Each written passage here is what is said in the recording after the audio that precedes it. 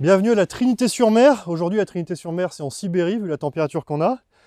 Pour vous présenter un appareil peut-être révolutionnaire, mais surtout extrêmement pratique, puisque c'est le Temo. Alors certains appellent ça la godille électrique ou c'est un petit motopropulseur. C'est un objet qui a été inventé par Alexandre Seux, un voileux du golfe du Morbihan, qui s'est dit un jour, bon bah les annexes c'est pratique avec les rames, les moteurs hors bord, le problème c'est que ça pèse quand même 13-15 kg, qu'il faut les trimballer, souvent il faut aller le chercher en fond de cale, ensuite l'installer sur le bateau, et quand on arrive à la plage, bah, si on va au restaurant ou quelque chose comme ça, finalement on laisse son moteur hors bord susceptible d'être volé. Inspiré par la nouvelle mobilité électrique, ce monsieur a eu l'idée de cet engin. Donc le Temo, assez facile à repérer, ça ressemble à un appareil à faire de la soupe.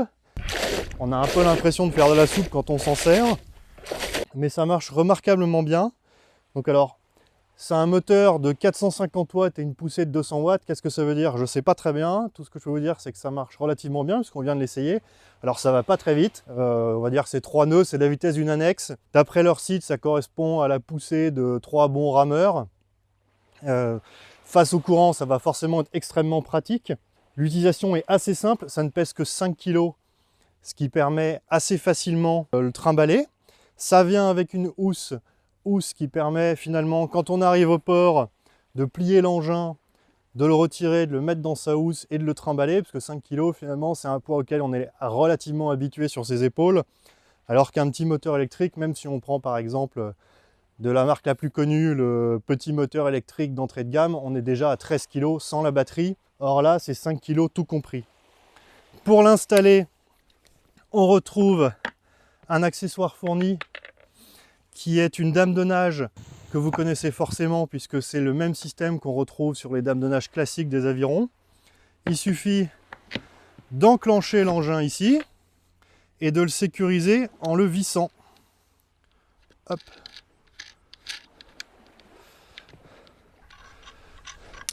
Après, il repose comme ça. On a ici un coupe-circuit aimanté qui vient juste s'enclencher. Pour la marche arrière, il faudra appuyer sur le bouton en même temps que la gâchette, mais sinon, pour propulser l'engin, il suffit d'appuyer sur la gâchette et ça tourne plus ou moins vite selon la pression qu'on met sur la gâchette. Pour l'avoir à la bonne taille, parce qu'évidemment ici ça va pas être pratique, ça s'étend comme une selle de vélo. Alors au départ on est à 1,30 m et ça monte à 1,70 m, ce qui fait que peu importe votre taille, ce sera bien. Peu importe votre taille, ce sera adapté. Voilà, évidemment le coupe-circuit, quand on retire, ça coupe. Seul petit défaut qu'on peut voir tout de suite, c'est ça, parce que c'est juste un nœud. Mais sinon, l'objet est quand même remarquablement bien conçu. Sur le dessus, on retrouve un affichage de batterie. À stocker, c'est simple. Pour le recharger sur une prise de 120 volts, il faut compter à peu près 3 heures. Sur une prise 12 volts, je suppose que ça prendra la nuit, mais c'est possible de le recharger sur un bateau. L'autonomie est d'environ 1 heure, on va dire 45 minutes en usage courant. Ça peut monter à 80 minutes si on utilise très peu de puissance.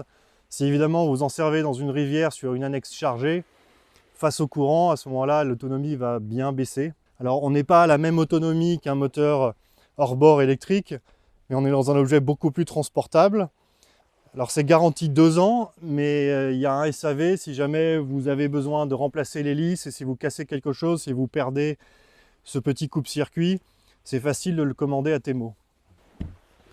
Et pour le retirer, c'est très facile.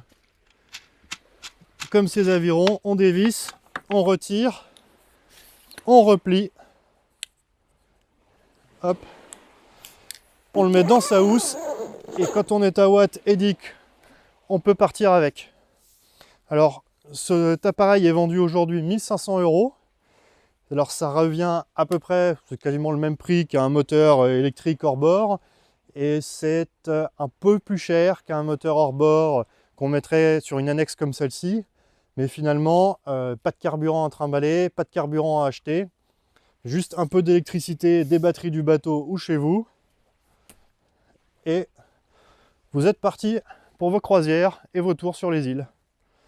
Merci d'avoir regardé cette vidéo. Si vous avez des questions, évidemment, n'hésitez pas à contacter Temo.